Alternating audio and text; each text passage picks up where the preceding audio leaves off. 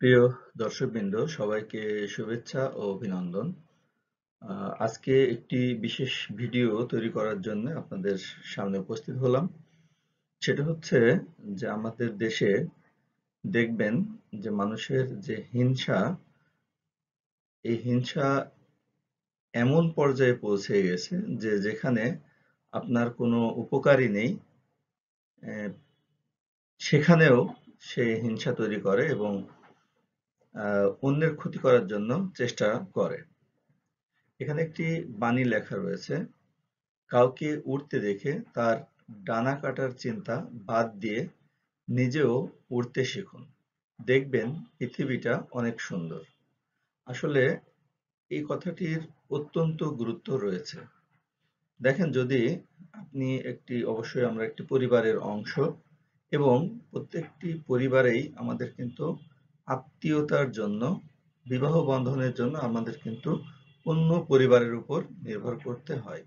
এখন ধরেন আপনার একটি কন্যা সন্তান আছে এবং আপনি তাকে পাত্রস্থ করবেন, সেই ক্ষেত্রে অবশ্যই একটি ভালো পাত্র কিন্তু আপনাকে সন্ধান করতে হবে। তাহলে যদি আপনার সমাজ নষ্ট হয়ে যায়, সেখানে কিন্তু আপনি এই আত্মীয়তার সম্পর্ক কিন্তু তৈরি করতে পারছেন না। তার মানে আপনাকে অবশ্যই যে সমাজে আপনি বাস করবেন, সেই সমাজের রিফর্ম কিন্তু আপনাকেই করতে হবে। আমাদের এই যে আশেপাশের যে ছবিগুলো দেখছেন, এই মানুষগুলো কিন্তু এই সমাজের জন্যে কাজ করে গেছেন এবং সারাটা জীবন তারা কিন্তু এই মানুষের জন্য কাজ করেছেন।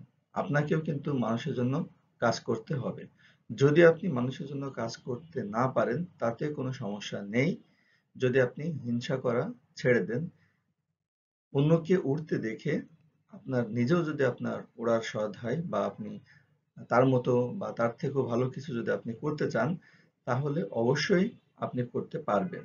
এই ক্ষেত্রে আপনার ইচ্ছা শক্তিটাই সবথেকে গুরুত্বপূর্ণ। তাই অন্যের ক্ষতি করার চিন্তা আজ থেকে বাদ দিয়ে নিজে কিভাবে ডেভেলপ করা যায় সেটা চিন্তা করতে পারেন। আমরা সবসময় আপনাদের পাশে আছি। আমাদের নিয়মিত পাঠচক্র বা আমাদের অন্যান্য উন্নয়নমূলক কাজগুলো আমাদের কিন্তু অব্যাহত আছে। তো এই ক্ষেত্রে আপনাদের যদি কোনো সহযোগিতার প্রয়োজন হয়, অবশ্যই আমাদেরকে বলবেন।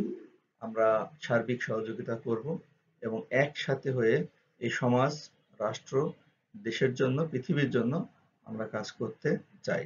তো সবাই ভালো থাকবেন। পরবর্তী ভিডিওতে আপনাদের সাথে আবার কথা হবে ইনশাআল্লাহ। আল্লাহ হাফেজ।